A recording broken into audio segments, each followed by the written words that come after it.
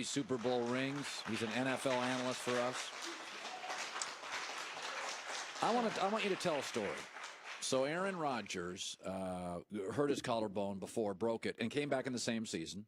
Yes. And he's broken it again. And I saw him practicing the other day, and I was like, boy, he looks like Aaron. He's flipping that thing around.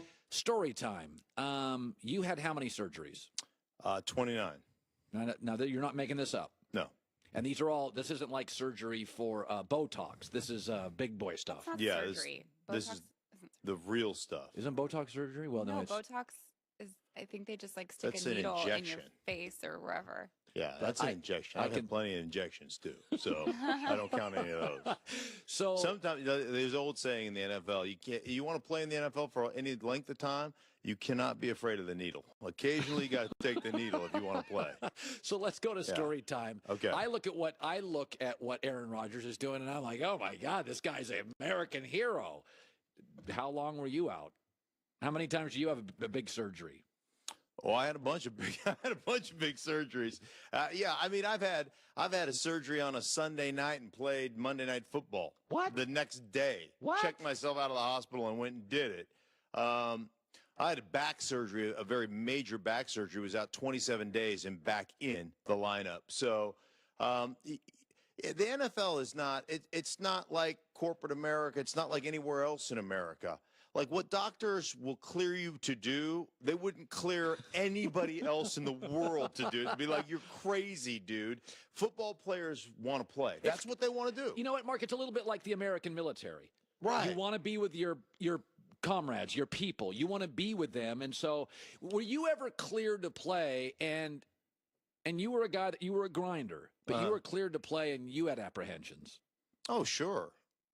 I mean, absolutely. You lie about it. There are plenty of times where you just got knocked out. No, I'm fine. I'm good. No clue where I am, but I'm good. I'm good. Okay. So when you watch, absolutely. When you watch Aaron, what do you see? Oh, Aaron is very much. There's a few quarterbacks that can do this.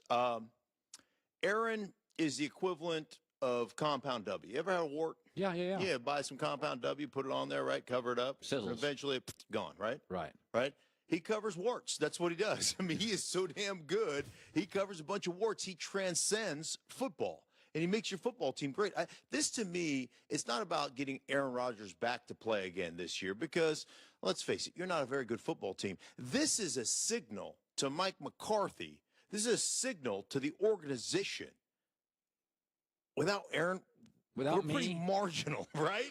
So this to me is to say, hey, listen, when people sit there and go, yeah, Aaron Rodgers, I mean, he's great, but, the caveat, caveat, he's only got one Super Bowl. This is more about, hey, Ted Thompson, your organization, your players aren't good enough. Like, you haven't supported him properly. And I said the same thing about Peyton Manning jokingly. He's ruined 2 franchises. The reason he's ruined them is because he carries 8-8 talent to 12-4 seasons, right?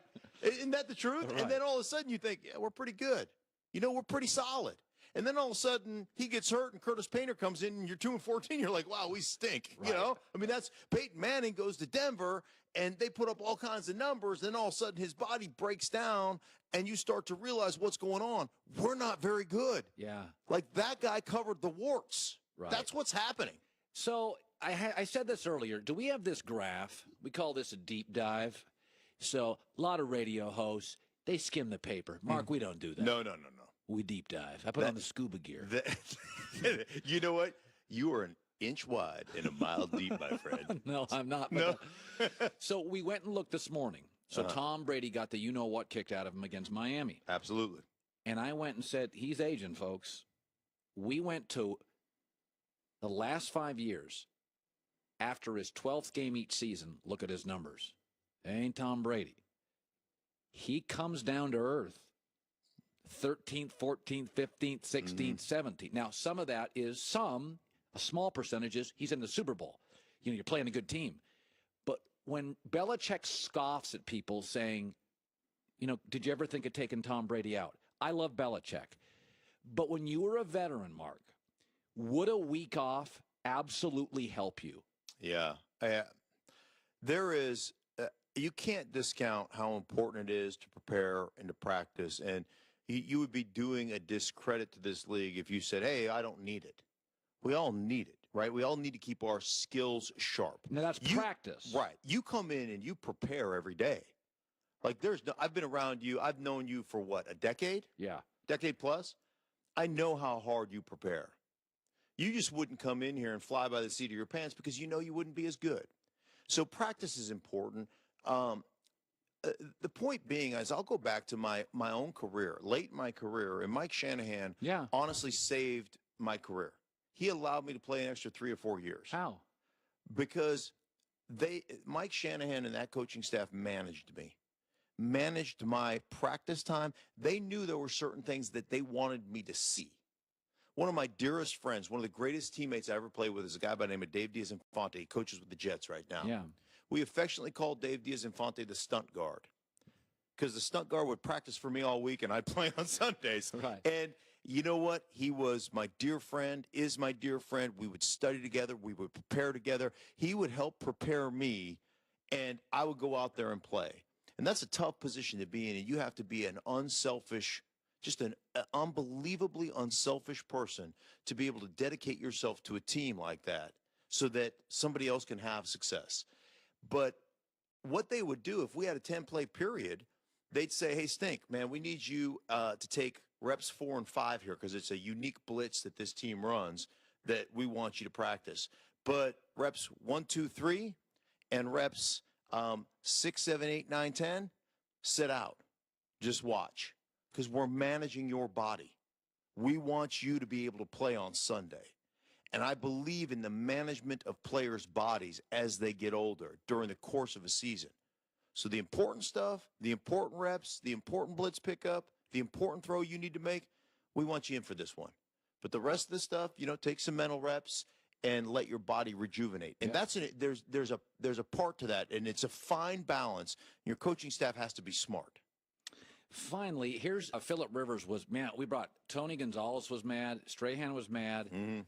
Plaxico was on the show yesterday. He was mad. Chris Carter was mad. Here's Phillip Rivers on the Eli benching. I honestly thought it was pathetic, really. The guy, he's been out there 210 straight games with no telling how many bumps and bruises and injuries for his team.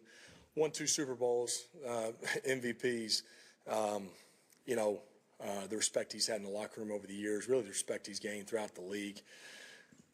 You feel like the guys earned the opportunity if they are deciding, in fact, to go another direction. You feel like he's earned the opportunity to finish it off. But he's not John Elway. He's not Vin Scully. He's not Johnny Carson. He's Carson Daly.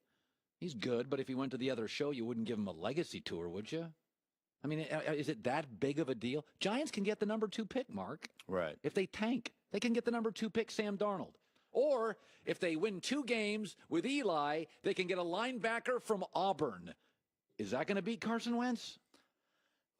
I guess it depends on your there's a couple things that resonate with me here. One of the things that I think that all these players stand up for is they look at that roster, the mismanagement of that roster, and they say, Eli is the least of your problems. You've drafted offensive linemen that haven't panned out, that haven't been very good. True. You haven't supported him. You've got not only one diva wide receiver that you drafted in Odell Beckham Jr., but then you brought in another one in Brandon Marshall. How is that going to go? How is that going to fly?